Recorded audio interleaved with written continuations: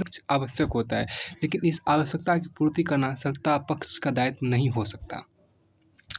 देखिए यहाँ पर क्या कि एक यहाँ पर अच्छा कोटेशन है कि निश्चित रूप से लोकतंत्र में एक सशक्त विपक्ष आवश्यक होता है, लेकिन इस आवश्यकता की पूर्ति करना सत्ता पक्ष का दायित्व नहीं हो सकता। द्रौपदी अच्छा नहीं है, बल्कि यह भारतीय लोकतंत्र की उस सामर्थ्य का परिचायक भी है जो हर किसी को शीर्ष पद तक पहुँचने के अवसर उपलब्ध कराता है। देखिए, द्रौपदी मुर्मू का राष्ट्रपति पद के निर्वाचित होना केवल जनजातीय समुदाय के लिए ही गर्व का लक्षण नहीं है, बल्कि यह भारतीय लोकतंत्र की उस सामर्थ्य का परिचायक भी है जो हर किसी को शीर्ष पद तक पहुँचने के अवसर उपलब्ध कराता है। देखिए, इतिहास यही बताता है कि राष्ट्रपति चुनाव में सत्ताधारी दल के प्रत्याशी की ही जीत होती है, लेकिन विपक्ष अपना प्रत्याशी उतारकर जनता को एक संदेश देता है। देखिए, द्रौपदी मुर्मू का राष्ट्रपति पद के निर्वाचित होना केवल जनजातीय समुदाय के लिए ही गर्व का क्षण नहीं है, बल्कि यह भारतीय लोकतंत्र को उस सामर्थ्य का परिचायक भी है जो हर किसी को शीर्ष पद तक पहुंचने के अवसर उपलब्ध कराता है।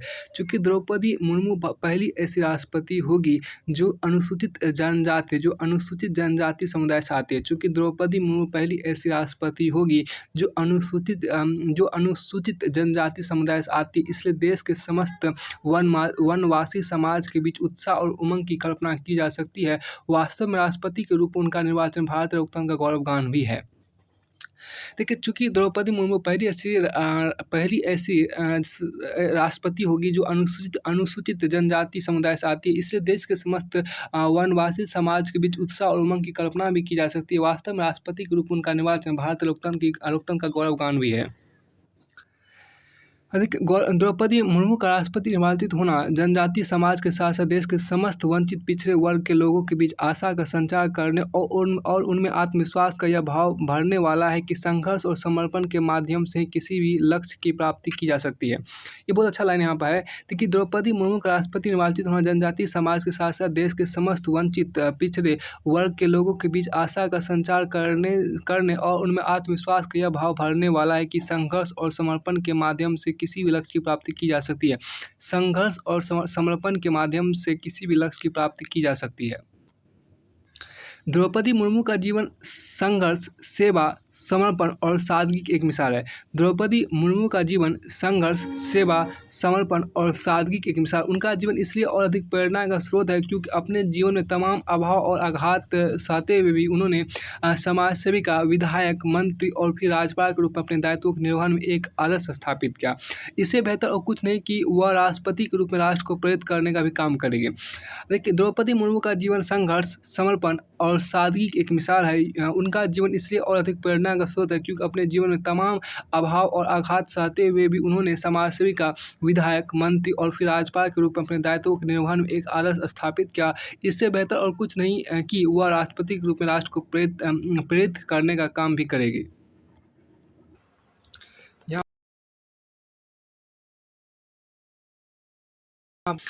शारीरिक और मानसिक विकास होगा बेहतर। यहाँ देखिए आपको है, देखिए बिहार के सभी प्रारंभिक विद्यालयों में पहली कक्षा से ही अब बच्चे योग सीखेंगे। यह एक सराहनीय निर्णय है। इससे बच्चों का शारीरिक और मानसिक विकास बेहतर होगा। योग से बच्चों का शरीर सक्रिय और लचीला बनने के साथ प्रतिरक्षा तंत्र मजबूत होता है और वे बीमारियों से बच पाते हैं। प्रतिदिन योग करने से बच्चों के मस्तिष्क का विकास सही रूप में होता है। बच्चों में आत्मविश्वास बढ़ाने में भी योग बहुत उपयोगी है। योगदान से देखिए आपको योगासन से बचे तनाव और योगासन से बच्चे तनाव और अवसाद जैसी समस्याओं से बचते हैं। योगासन से बच्चे तनाव और अवसाद जैसी समस्याओं से बचते हैं। दुनिया भर के स्कूल अब यह स्वीकार करने लगे हैं कि सकारात्मक सोच और बच्चों के संपूर्ण विकास के लिए उनको नियमित योग करवाना चाहिए। बहुत पहले प्रदेश के स्कूलों में व्यायाम की कक्षा संचालित होती थी। बहुत पहले देखिए बहुत पहले आपको प्रदेश के स्कूल मतलब बिहार के स्कूलों में व्यायाम की कक्षा संचालित होती थी, जो अब लगभग बंद हो गई। एक बार फिर इस व्यवस्था को लागू किया जा रहा है। इसके साथ यह भी देखा जाना चाहिए कि प्रदेश के कितने स्कूल ऐसे हैं जहाँ खेल का मैदान नहीं है। वहाँ खेल का मैदान बनाकर बच्चों को न केवल योग बल्कि खेलकूद जैसी गतिविधियों से भी जोड़ना चाहिए। क्योंकि कोरोना काल में सर्वाधिक नुकसान बच्चों का ही हुआ है। ऐसे में राज्य के सभी विद्यालयों में शिक्षा, खेल एवं योग को पाठ्यक्रम में शामिल करने का निर्णय स्वागत योग्य है। यह भी व्यवस्था दी गई है कि मूल्यांकन के आधार पर बोर्ड के नीचे की सभी कक्षाओं के छात्र एवं छात्र-छात्राओं के रिपोर्ट कार्ड में अंक दिए जाएँगे। यह सरकार का सोच है कि अगर पहली कक्षा से बच्चे योग करेंगे या खेल से जुड़ेंगे, तो जीवन भर के अभ्यास में शामिल हो जाएगा। हाँ, देखिए प्रशिक्षण में कई तरह की सावधानियाँ बरतनी ज़रूरी है। योग सिखाने की ज़िम्मेदारी स्कूल में व्यायाम शिक्षक की होती है। फिर आपको आगे यहाँ पे देखिए एक इसका पॉइंट है कि यह ध्यान देने वाली बात है कि गलत योग नुकसान भी पहुँचा सकता है। इससे बचने के ज़रूरी है कि संबंधित योग प्रशिक्षक एनसीईआरटी से मान्यता प्राप्त योग संस्था से प्रशिक्षित हो। शिक्षकों को कौशल विकास योजना के अंतर्गत सरकार योग का प्रशिक्षण दिला सकती है। मौसम में आए बदलाव के कारणों और उनके निदान के लिए गंभीर मंथन करने की आवश्यकता है। हम देखिए हरियाली की जगह कंक्रीट के जंगल खड़े हो गए हैं, प्रदूषण निरंतर बढ़ रहा है, वर्षा के लिए जंगल आवश्यक समझे जाते हैं। वर्षा के लिए जंगल आवश्यक समझे जाते हैं। स्वच्छ पर्यावरण के लिए भी पेड़ आवश्यक है, इसलिए ज़रूरी है कि अधिक से अधिक पौधारोपण कर प्रकृति को संतुलित किया जाए। फिर आपको आगे यहाँ पर है, देखिए प्रकृति के लिए सभी मौसम अनिवार्य है, लेकिन अब मौसम चक्र में बदलाव आ गया है। सर्दियों में हिमपात कम हो रहा है और समय भी तय नहीं रहा। इसी तरह बरसात में वर्षा अपर्याप्त और असमान हो रही है। कुछ वर्ष से बादल फटने जैसी घटनाएं बढ़ गई। मौसम में आए इस बदलाव पर गंभीर मंथन आवश्यक है। प्राकृतिक संसाधनों के अंधाधुंध दोहन के अलावा लोगों की सुख सुविधाओं का भी प्रभाव प्रकृति पर पड़ रहा है।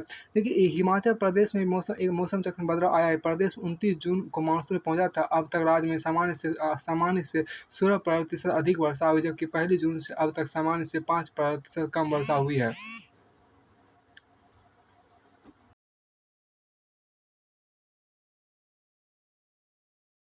आने के बाद 4 जिलों में सामान्य से कम वर्षा हुई। चिंताजनक है कि लाहौल स्पीति में बादल देखिए चिंताजनक है कि लाहौल स्पीति में बादल 80% कम बरसे हैं।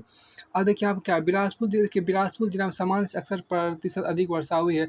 मौसम में आए बदलाव का असर फसलों पर भी पड़ा है। अभी पानी कमी नहीं महसूस की जा रही, लेकिन आने वाले समय में राज्यों में पानी कमी भी होने की आशंका है।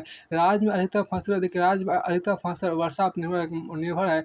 मई और जून में कम वर्षा होने से फसलों विशेषकर फलों पर प्रभाव पड़ा है। सेब का आकार कम रह गया है और रंग भी नहीं आ पाया। अन्य गुठलीदार फलों पर प्रभाव पड़ा है। समय से करीब 15 दिन पहले फल पकने शुरू हो गए हैं, जिसका नुकसान बागवानों को झेलना पड़ रहा है। आगामी दिनों में अच्छी वर्षा की संभावना जताई जा रही है, जिससे फलों का आकार बढ़ेगा और रंग भी सही रहेगा।